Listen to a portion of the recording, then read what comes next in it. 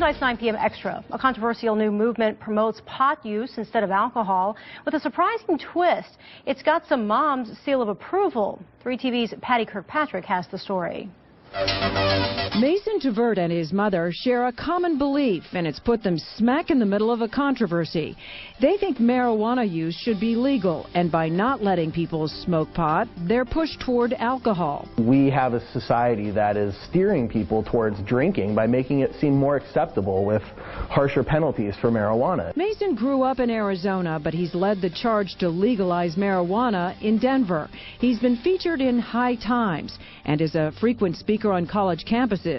He's also author of a book in favor of legalization, none of which comes as a surprise to his mother. I don't have an issue with the topic. I'm a child of the 70s, so, I was exposed early on, so it doesn't shock me in any way. I'm not ashamed of it in any way. I think he's right. Mason and Diane are advocates in a new movement of parents promoting pot use instead of alcohol.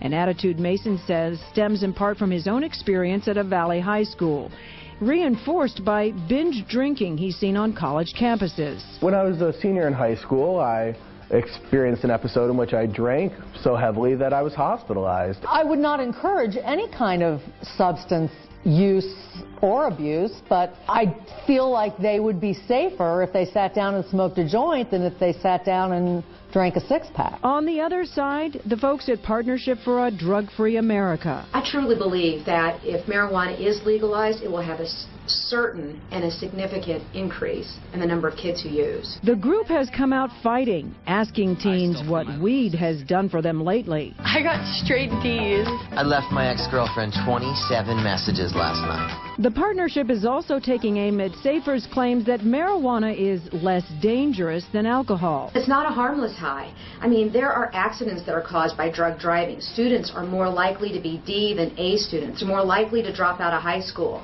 It's not a harmless, it's not a victimless high. But Mason predicts the tide will eventually turn when it comes to marijuana. And in the meantime, he says he'll stick with his belief that marijuana is safer. The point here is that we're not encouraging anyone to use any substance. No good mother would. But when it comes down to young people in high school partying, it's a fact that young people using marijuana instead of drinking heavily are far safer.